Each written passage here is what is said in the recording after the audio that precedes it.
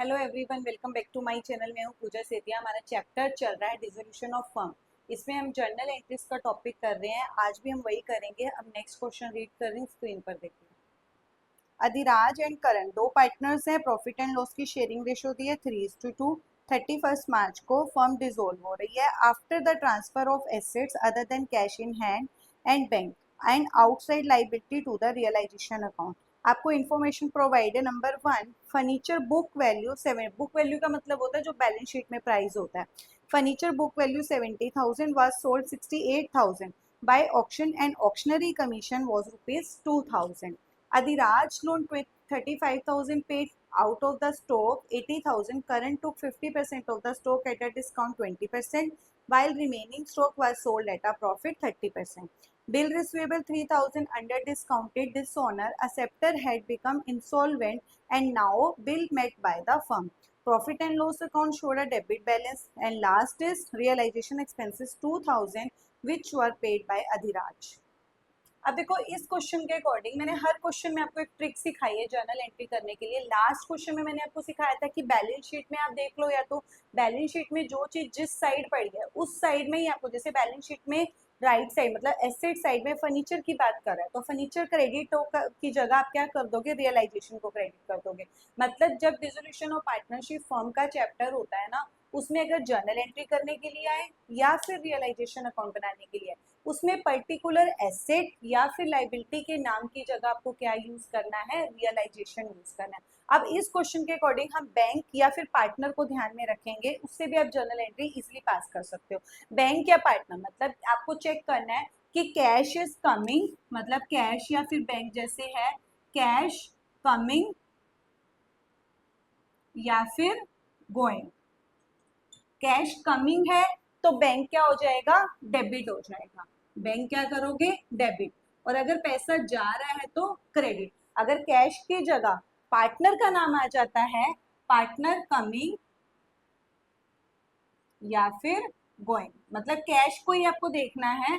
Coming में partner debit हो जाएगा और अगर कैश जा रहा है तो आपका पार्टनर क्रेडिट हो जाएगा। अब डिपेंड्स ऑन द इक्वेशन। सबसे पहली चीज है एंट्री क्या है, फर्नीचर सोल्ड। जब फर्नीचर बेच दिया आपने, फर्नीचर क्या करा, बेच दिया।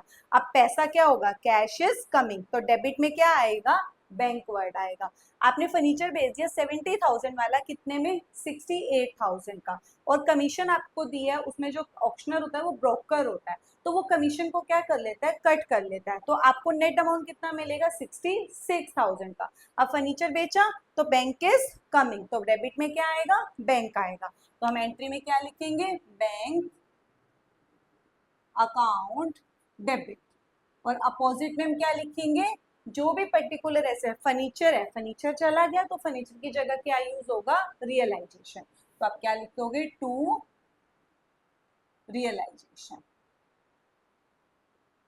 कितने में, देखो 68,000 का आपका बिका और 2,000 की आपकी कमीशन कट गई, तो कितना पैसा आपकी फर्म में आएगा, 66,000। अब यहाँ पे लिख देंगे furniture realised after commission paid.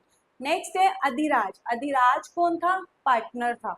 Adhiraj loan paid. अब पेड वर्ड है ना, देखो पेड, पेड का मतलब क्या होता है, कैश इज गोइंग, गोइंग जा रहा है और क्रेडिट में आ जाएगा। अब डेबिट में आपको चेक करना है, जब पार्टनर की किसी चीज की बात आती है ना, देखो पार्टनर की किसी चीज की बात आती है तो रियलाइजेशन वर्ड यूज नहीं होगा, क्योंकि जो लाइबिलिटी है ना वो पार्टनर के नाम की है।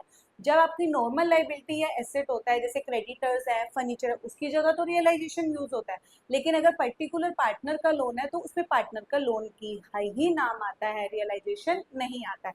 तो आपका क्या हो रहा है, पैसा जा रहा है तो क्रेडिट में तो क्या आ जाएगा, बैंक आ जाएगा। अब डेबिट में क्या आएगा, उसी पार्टनर के लोन का नाम आएगा। कौन सा लोन है, अधिराज। तो आप क्या लिखोगे, loan by Adhiraj, loan by Adhiraj debit to bank account. आप पैसा जा रहा है, आपने पे कर दिया 35,000। बहुत इजी होती है जर्नल एंट्री अगर आपको कंसेप्ट क्लियर हो जाता है तो। नेक्स्ट है, बहुत अच्छी एंट्री है, स्टॉक। स्टॉक टोटल कितना है, 80,000। मैं यहाँ पहले करके दिखाऊंगी फिर उसको रब कर देंगे।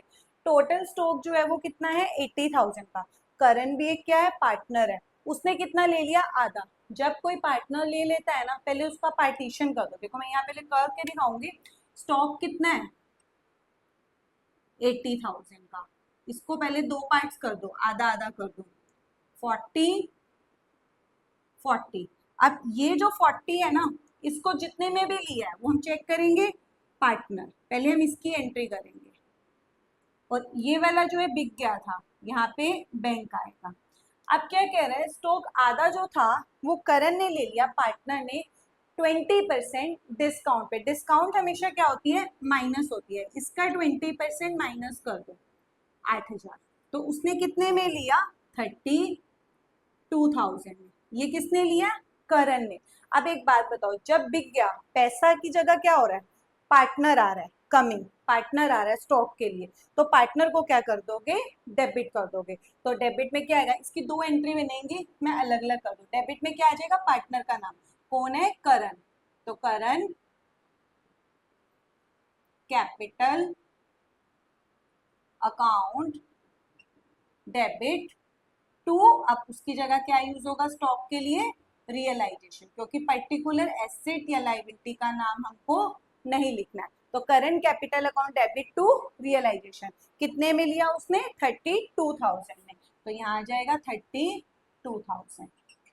अब जो रिमेनिंग बच गया था, रिमेनिंग आधा अभी बचा हुआ है, वो हमने क्या कर दिया, बेच दिया, सोल्ड। उसमें पार्टनर का नाम नहीं आया, तो कैश इज कमिंग। तो डेबिट में क्या आएगा, कैश की जगह बैंक वर्ड यूज करोगे, तो डेबिट में क्या आएगा, बैंक। तो आप यहाँ पे लिख देंगे bank account debit, bank account debit. अब अपोजिट में क्या लिखेंगे, स्टॉक के लिए रियलाइजेशन, क्योंकि स्टॉक का नाम नहीं यूज करना। अब आधा प्रॉफिट इसमें क्या होगा, ऐड होगा 30%। तो 30% कितना होता है, 12। तो इसको प्लस कर देंगे तो कितना आ जाएगा, 52,000।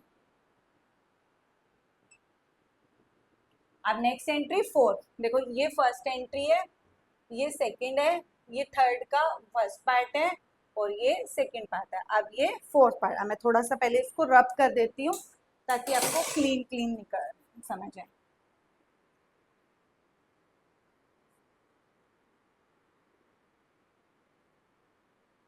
नेक्स्ट देखते हैं, बिल रिसीवेबल। बिल रिसीवेबल हमारी एक एसेट होती है, आपने उसको डिस्काउंट करा लिया था। कभी कभी क्या होता है कि हमारे पास एक बिल होता है, ये चैप्टर कट आउट हो गया है, कि हमें पैसे जल्दी चाहिए होते हैं बैंक से, तो हम उसे डिस्काउंट करा लेते हैं, तो बैंक कुछ पैसे काट लेता है और बाकी पैसे हमें दे देता है। लेकिन अब वो क्या हो गया, वहां पे डिसऑनर हो गया। अब now met by the firm, अब फर्म को क्या करना पड़ा, मेट बाय फर्म, फर्म को क्या करना पड़ा, पेमेंट। मेट का मतलब पेमेंट करनी पड़ी, पे करना पड़ा। अब क्या करना पड़ा, पेड। पेड का मतलब क्या होगा, कैश इज गोइंग। तो क्रेडिट में क्या आएगा, बैंक आएगा। अब डेबिट में क्या आएगा, डेबिट है और क्रेडिट। क्रेडिट में तो हमें पता चल गया कि बैंक आएगा, क्योंकि पेमेंट जा रही है। अब किसके लिए जा रही है, बिल रिसीवेबल के लिए।